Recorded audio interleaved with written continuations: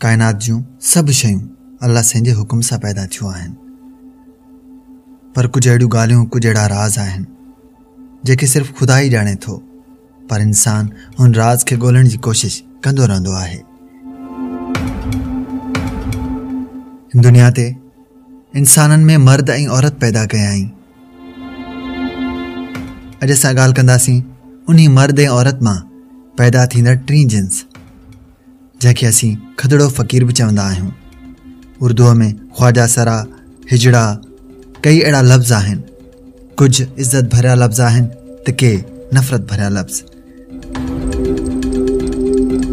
खदड़ा छो पैदा थींदा आहिनि, इहो हक़ीक़ी राज़ ख़ुदा ई ॼाणे थो, पर असीं जंहिं बारे में ॻाल्हि कयूं था उहा मेडिकली तौरु आहे। हिकु मेडिकल रिसर्च दौरान इहा ख़बर पई आहे, औरत ऐं मर्द जे मिलाप दौरान जॾहिं मर्द जा स्पर्म्स औरत जी स्पर्म ते हावी थींदा आहिनि, तॾहिं पुट जी औलाद पैदा थींदी आहे, ऐं जॾहिं औरत जा स्पर्म्स मर्द जे स्पर्म्स खां हावी हूंदा आहिनि त औरत पैदा थींदी आहे। सवाल इहो आहे त टीं जिन्स कीअं पैदा थी थिए। जॾहिं मर्द जा स्पर्म्स ऐं औरत जा स्पर्म्स हिकु जहिड़ा थी वञनि, मतिलबु बराबरि, अगर जे 100% मर्द जा स्पर्म्स आहिनि ऐं 100% औरत जा स्पर्म्स आहिनि, तॾहिं टीं जिन्स वजूद में ईंदी आहे। हक़ीक़ी राज़ त ख़ुदा ई ॼाणे थो, हीअ त सिर्फ़ु हिकु बायोलॉजिकल तहक़ीक़ आहे। इहा टीं जिन्स असांजे ई मुआशिरे जो वजूद आहे, असांजे ई मुआशिरे जो हिसो आहे, पर अलाए छो हितां जा माण्हू उन्हनि खे घटि नज़र सां ॾिसंदा आहिनि, उन्हनि खे घटि सम्झंदा आहिनि, पर के अहिड़ा बि आहिनि जेके उन्हनि जी रिस्पेक्ट ओतिरी कंदा आहिनि जेतिरी हू मर्द या औरत जी कंदा आहिनि।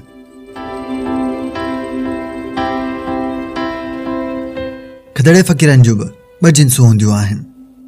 हिकु उहा जिन्स जंहिंजी मुशाहबत मर्द जहिड़ी हूंदी आहे, जंहिंखे असीं अक्सर पिनंदे या मेलनि वग़ैरह ते डांस कंदे ॾिसंदा आहियूं, ऐं के वरी अहिड़ा थींदा आहिनि जेके हू बहू औरत जहिड़ा थींदा आहिनि। हिन खे अंग्रेज़ीअ में ट्रांसजेंडर बि चयो वेंदो आहे।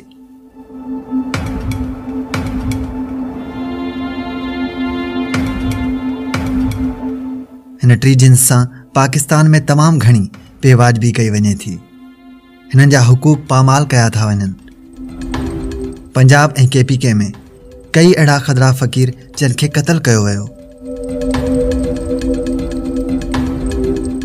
पाकिस्तान में सभ खां वधीक ख्वाजा सरा मतिलबु खदड़ा फ़क़ीर सिंध में आहिनि। इन जो मक़सदु इहो न आहे त हू सिंध में ई पैदा थिया आहिनि, पर पंजाब मां, KPK मां, बलूचिस्तान मां हू हिते अची सिंध में आबाद थिया आहिनि। हुननि जा वॾा वॾा अॾा मौजूदु आहिनि। छो जो जेतिरी तज़लील हुननि जी ॿियनि सूबनि में थिए थी, सिंध में एतिरी नथी थिए। हीअ अक्सर कलंदर, सचल सरमस्त हिननि जे ॿाहिरियां तव्हांखे नज़र ईंदा।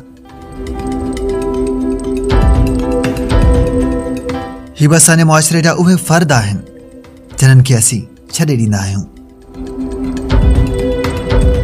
हिननि सां केतिरियूं ई बेवाजिबियूं कंदा आहियूं, हिननि खे किरबत भरी निगाह सां ॾिसंदा आहियूं। खदड़नि जा मुख़्तलिफ़ पिंडाल थींदा आहिनि, ऐं उन पिंडाल में हिकिड़ो हुननि जो सरदार जंहिंखे गुरु चवंदा आहिनि। घणा चवंदा आहिनि त खदड़नि जो जनाज़ो राति जो खंयो वेंदो आहे, ऐं जंहिंखे को मर्द नाहे ॾिसंदो। दरअसल इहा हिकु ग़लति फ़हमी आहे, हिकु ग़लति सोच आहे। खदड़नि जो जनाज़ो बि मर्द ई खणंदा आहिनि, तॾहिं कंहिंखे ख़बर नाहे पवंदी त हीउ जनाज़ो कंहिंजो आहे।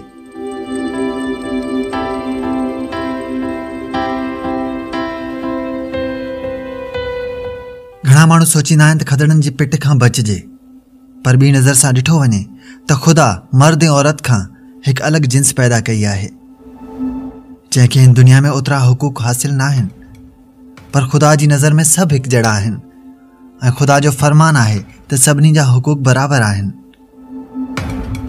पर कई अहिड़ा इंसान बि आहिनि, अगरि जे हुननि मां टी जिन्स पैदा थिए थी त हू कंहिं टी जिन्स खे न ॾींदा आहिनि, बल्कि हुनखे पालींदा आहिनि, हुनखे तालीम ॾियारींदा आहिनि ऐं मुआशिरे जो हिसो बणाईंदा आहिनि। दोस्तो, असां पंहिंजी ईंदड़ वीडियो में इन्हनि ख्वाजा सराउनि जे हक़ जे बारे में ॿुधाईंदासीं त असांजो दीन इन्हनि जे बारे में छा थो चए। उन्हीअ जे लाइ असांजे हिन चैनल खे सब्सक्राइब कयो ऐं घंटीअ जे बटण ते ज़रूरु प्रेस कयो त जीअं असांजूं ईंदड़ वीडियोज़ तव्हां ताईं रसाई करे सघनि।